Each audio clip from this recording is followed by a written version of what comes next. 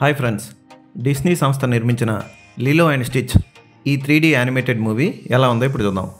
ఈ సినిమాలో stitch character మాత్రమే 3D యానిమేషన్లో ఉంటుంది. మిగిలిన పాత్రలన్నీ మనుషులు పోషించినవే. ఈ సినిమా ఎలా ఉందో చూద్దాం.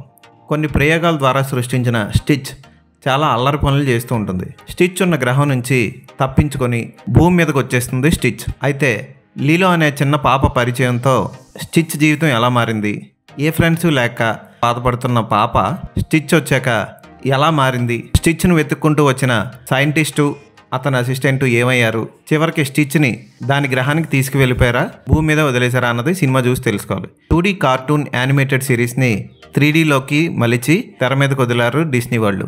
స్టిచ్ క్యారెక్టర్ చాలా ముద్దుగా ఉంటుంది. అది చేసే పనులు కానీ, కార్ డ్రైవింగ్ చేసే సన్నివేశం కానీ, స్టిచ్ ఈజ్ బ్యాడ్ అంటూ బాధపడే సన్నివేశం కానీ మనసుకు హత్తుకుంటాయి. స్టిచ్ లిలో మధ్య వచ్చే సన్నివేశాలు చాలా బాగుంటాయి. క్లైమాక్స్ కూడా చాలా బాగుంటుంది. చిన్నపిల్లలు ఈజీగా ఈ సినిమా కనెక్ట్ అవుతారు. తెలుగులో కూడా ఈ సినిమాని డబ్ చేసి రిలీజ్ చేయడం విశేషం.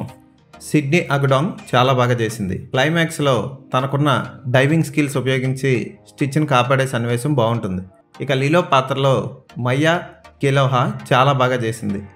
చాలా క్యూట్గా ఉంటుంది. ఆమె ఇచ్చిన ఎక్స్ప్రెషన్స్ కానీ, స్టిచ్కి కుటుంబం అంటే ఏంటో చెప్పే సన్నివేశం కానీ ఆకట్టుకుంటాయి.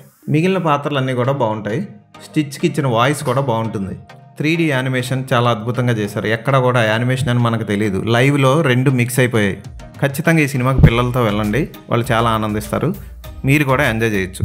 ఈ సినిమాకి నేను ఇచ్చే రేటింగ్ 3.5/5.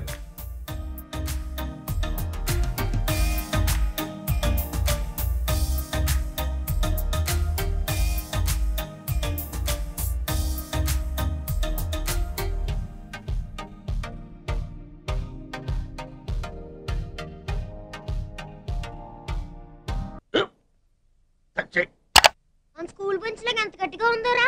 కొట్రా, కొట్టు, పర్లేదు, కొట్టు. పెట్టేసింది బాబాయ్. ఏంటి నువ్వు కొడతావా? కమా బిట్ మీ యార్. వద్దు బాబాయ్. వాడిని నేను కొట్టడం లేదమ్మా, వాడినే నన్ను కొట్టమంటున్నాను.